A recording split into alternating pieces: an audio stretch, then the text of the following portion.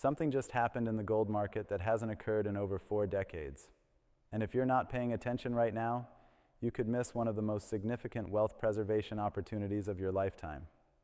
I'm talking about a technical signal so rare, so powerful, that the last time it appeared, gold went on to surge over 800% in the following years. And right now, as I'm recording this, that exact same pattern has just triggered again.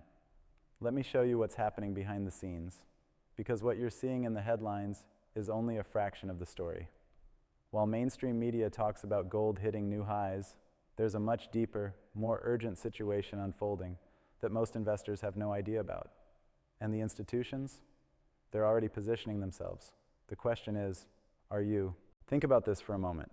When was the last time you saw central banks around the world buying gold at the fastest pace in recorded history? When was the last time you saw physical gold flying off the shelves while paper gold contracts are being settled in cash instead of metal? When was the last time major banks were telling their clients one thing publicly while doing the complete opposite in their own trading accounts? This isn't speculation. This is happening right now. And the panic buy signal I'm about to reveal to you explains exactly why the smartest money in the world is scrambling to get their hands on physical gold before it's too late. Let me take you back to a moment in history that most people have forgotten. It was the summer of 1979. Gold had been trading in a relatively stable range for years. Most investors thought it was boring. Most financial advisors told their clients to stay away. The conventional wisdom was that gold's big run was over. But there was a small group of analysts who noticed something strange. They saw a technical pattern forming on the charts that hadn't been seen since the early 1970s, right before gold exploded from $35 an ounce to over $200. This pattern was called a panic buy signal, and it indicated that institutional buyers were accumulating gold at levels that suggested they knew something the public didn't. Those analysts who recognized the signal and acted on it watched gold climb from around $250 an ounce to over $800 in just 18 months. That's more than a 200% gain. But here's what's even more remarkable. The people who ignored the signal, who waited for confirmation, who wanted to see gold break to new highs before they bought, they missed the entire move. By the time they finally decided to act, gold had already made its massive run. Now I want you to understand something crucial. That panic buy signal doesn't appear often. In fact, in the last 50 years, it's only appeared 3 times. Once in the early 70s before gold's first major bull run. Once in the late 70s before gold's historic surge to $800. And once in the early 2000s before gold climbed from around $250 to over $1,900. And now, for only the 4th time in half a century, that signal has just flashed again. Before I go any further, I want to make sure you have access to the research that thousands of American retirees are already using to protect their wealth. I've put together a free guide that breaks down the exact strategies these folks are implementing right now. You'll find it in the description below. It's completely free, and it could be the most important financial document you read this year. Now let me explain what this panic buy signal actually is and why it's so powerful. This isn't some complicated algorithm or mysterious indicator that only Wall Street insiders understand. It's actually quite simple, which is exactly why it works so well. The signal appears when 3 specific conditions align simultaneously. First, you need to see central banks increasing their gold purchases at an accelerating rate. Not just buying gold, but buying it faster and faster each quarter. Second, you need to see a divergence between paper gold prices and physical gold availability. This shows up as premiums on physical gold coins and bars expanding, while futures contracts are being settled in cash. And third, you need to see commercial traders, the big banks and institutions, flipping from net short positions to net long positions in the gold market. When all 3 of these conditions happen at the same time, history shows us that gold is about to make a major move higher. And right now, all 3 conditions are present. Let's start with central bank buying, because this is where the story gets really interesting. According to the World Gold Council, central banks have been net buyers of gold for over a decade now. But what's changed recently is the pace of that buying. In the past year alone, central banks have purchased more gold than in any single year since records began in 1950. But here's where it gets even more fascinating. It's not just that they're buying more gold, it's who's buying and why they're buying that tells you everything you need to know about where this is headed. China's central bank has been adding to its gold reserves every single month for over a year straight. Now, officially, China reports adding a few tons here and there. But if you talk to people in the physical gold market, the dealers who actually move the metal, they'll tell you a very different story. They'll tell you that China is likely accumulating gold at a rate that's multiples of what they're officially reporting. Why would China underreport their gold purchases? Because they don't want to drive the price up before they've accumulated enough. Think about it like this. If you wanted to buy a large position in any asset, would you announce it to the world before you finished buying? Of course not. You'd accumulate quietly and only reveal your position once you were done. The same thing is happening with Russia, India, Turkey, Poland, and a growing list of other nations. They're all buying gold at unprecedented rates, and they're doing it for one simple reason. They're preparing for a fundamental shift in the global monetary system. Now, I know that sounds dramatic, but let me show you the evidence, because this isn't conspiracy theory. This is documented fact. The BRICS nations, that's Brazil, Russia, India, China, and South Africa, along with several new members, have been openly discussing the creation of a new currency system that would reduce their dependence on the US dollar. They've held multiple summits on this topic. They've created development banks. They've established currency swap agreements. And at the center of all of this planning is gold. Why gold? Because gold is the only asset that every nation on Earth recognizes as having value. It's the only asset that doesn't depend on any government's promise to pay. It's the only asset that has maintained its purchasing power for thousands of years. When you see central banks buying gold at record rates, they're not doing it because they think it's going to go up 10 or 20%. They're doing it because they believe the entire monetary system is going to change, and they want to make sure they have real assets when that change happens. But central bank buying is only the first part of the panic buy signal. The second part is even more revealing, and it's something that most investors never even think to look at. I'm talking about the divergence between paper gold and physical gold. And right now, that divergence is wider than it's been in years. Here's how this works. When you buy gold, you can buy it in two ways. You can buy physical gold, actual coins or bars that you can hold in your hand. Or you can buy paper gold, which is a contract that says you own gold, but you don't actually possess the metal.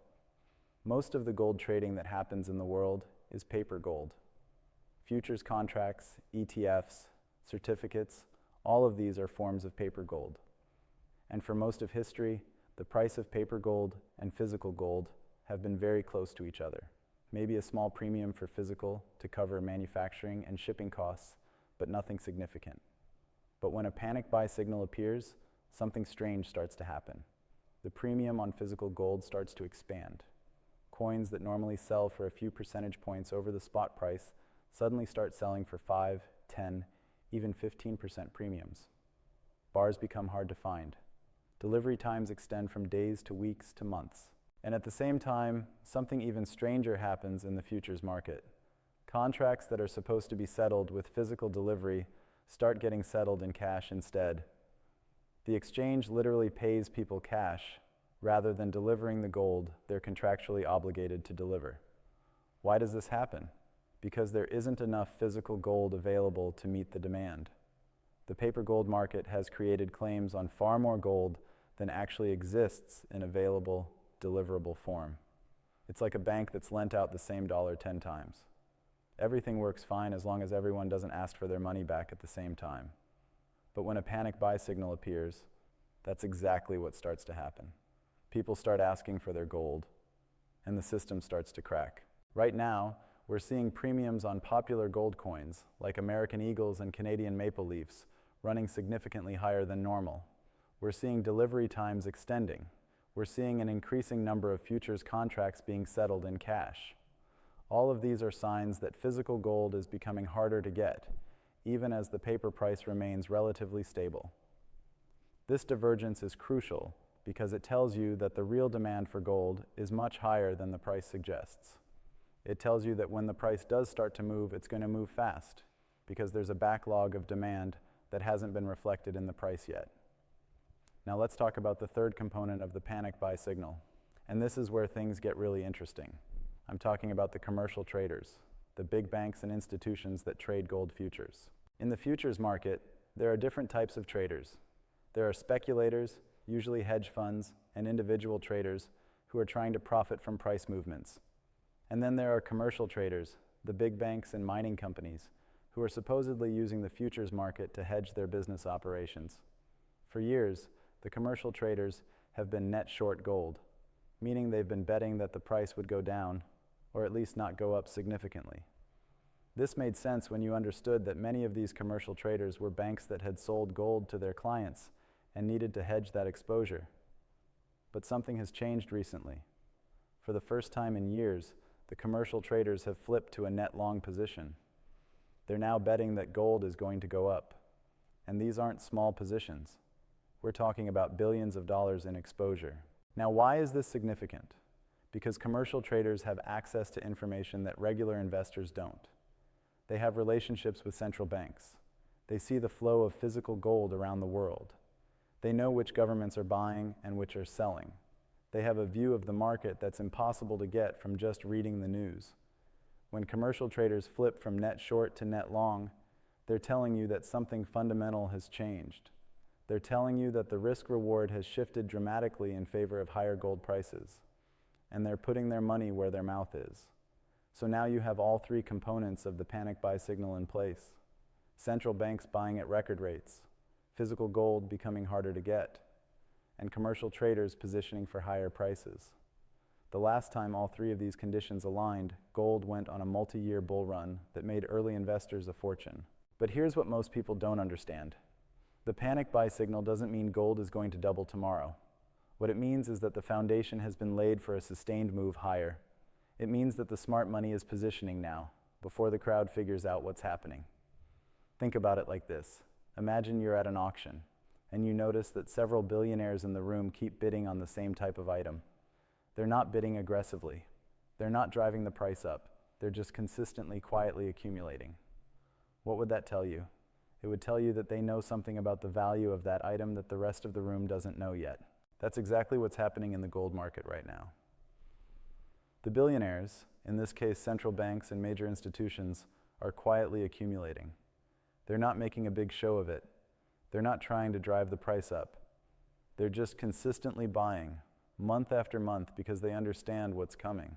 And what's coming is a fundamental repricing of gold based on the reality of our current monetary system. Let me explain what I mean by that. For the last several decades, gold has been priced based on the assumption that the US dollar would remain the world's reserve currency indefinitely. That assumption is now being challenged in ways that would have been unthinkable just a few years ago. The US national debt has now exceeded levels that many economists believe are unsustainable. We're adding trillions of dollars to that debt every single year, and the only way we're able to service that debt is by keeping interest rates artificially low and printing more money. But here's the problem.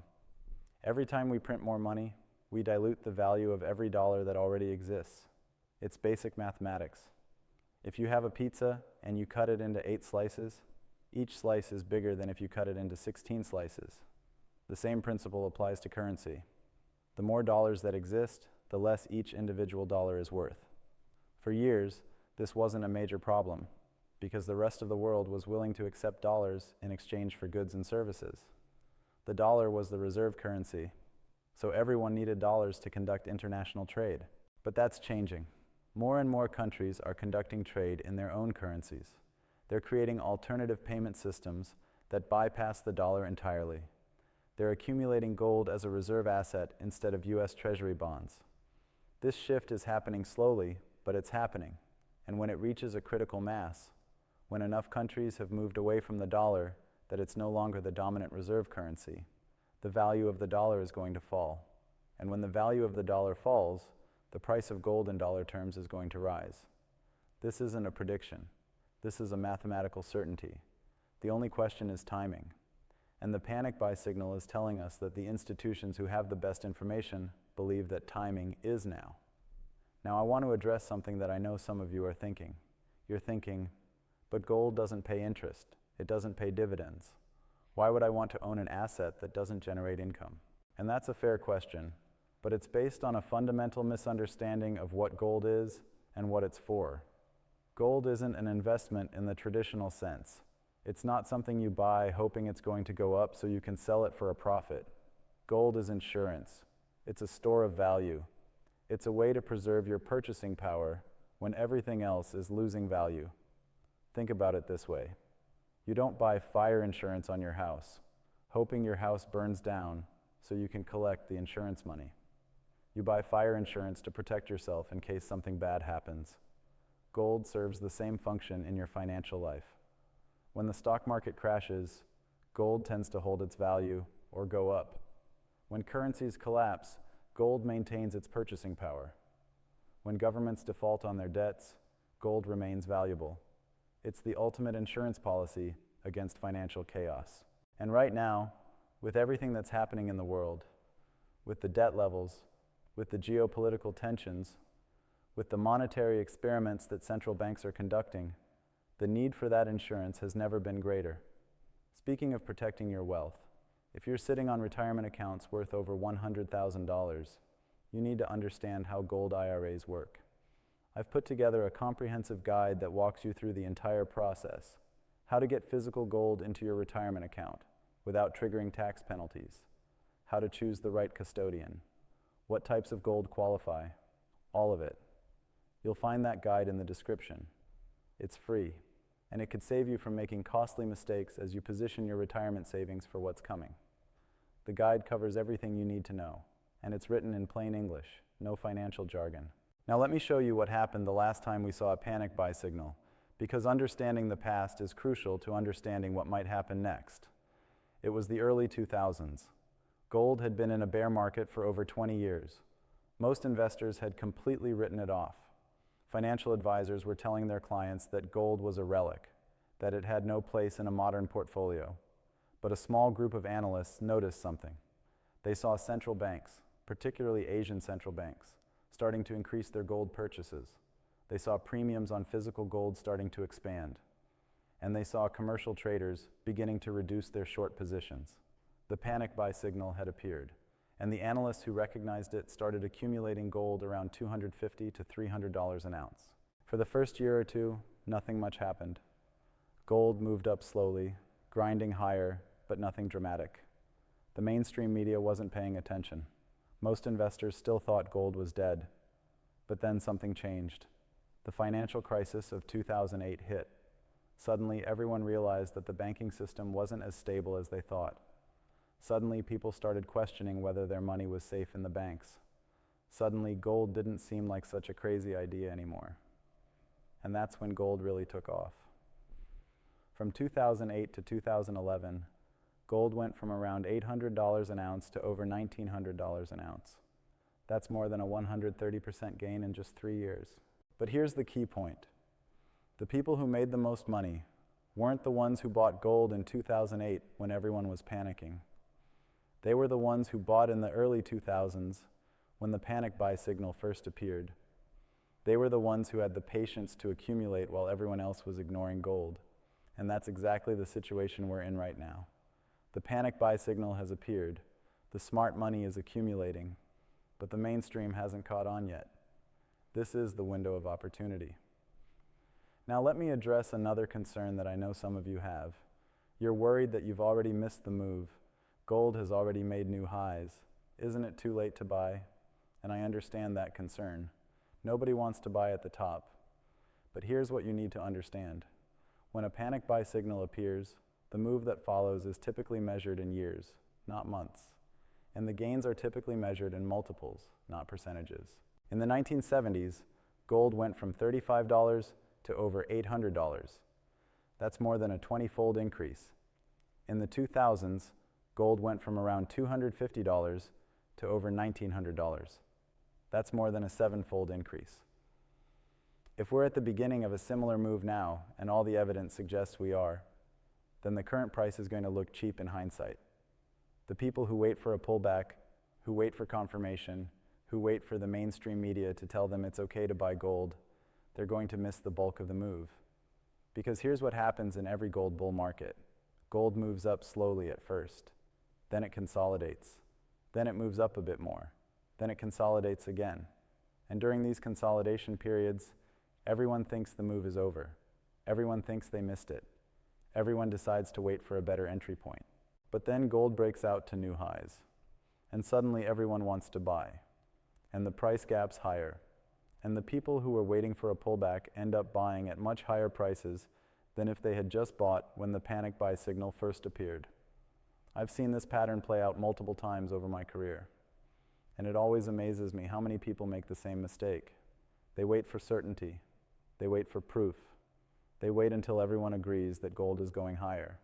And by the time they get that certainty, the easy money has already been made. The panic buy signal is telling you to act now, while there's still uncertainty, while most people are still skeptical, while you can still accumulate at reasonable prices. Now, let me show you some of the specific technical and fundamental factors that are supporting this move, because I want you to understand that this isn't just based on one indicator. This is based on a confluence of factors that all point in the same direction. From a technical perspective, gold has broken out of a multi-year consolidation pattern. It's holding above key support levels. It's showing strong relative strength compared to other assets. And the momentum indicators are all pointing higher. But more importantly, the fundamentals have never been stronger. Global debt levels are at all-time highs. Central banks are printing money at unprecedented rates. Geopolitical tensions are escalating. The dollar's dominance as the reserve currency is being challenged, and physical gold supply is constrained while demand is surging. Think about the supply side for a moment. Gold mining production has been essentially flat for years. The easy gold has already been mined. New discoveries are rare, and it takes years, sometimes decades, to bring a new mine into production. Meanwhile, demand is exploding. Central banks are buying. Wealthy individuals are buying. Institutions are buying. And increasingly, retail investors are starting to wake up to what's happening. This supply-demand imbalance is only going to get worse. And when supply can't meet demand, there's only one thing that can happen. Price has to rise to ration the available supply. But there's another factor that most people aren't considering, and that's the role that gold is likely to play in the next financial crisis. We've had multiple financial crises over the last few decades. The dot-com crash, the housing crisis, the European debt crisis, the COVID pandemic, and each time central banks have responded the same way. They've printed money and lowered interest rates. But here's the problem. Interest rates are already near zero in many countries. They can't go much lower, and the amount of money printing required to bail out the system keeps getting larger and larger. At some point, and many analysts believe we're approaching that point now, the market is going to lose faith in the central bank's ability to fix things by printing more money. And when that happens, people are going to look for alternatives. They're going to look for assets that can't be printed, assets that have intrinsic value, assets that have survived every financial crisis in history. They're going to look for gold. And when that shift happens, when the mainstream finally figures out what the central banks and institutions already know, the price of gold is going to move in ways that will shock most people.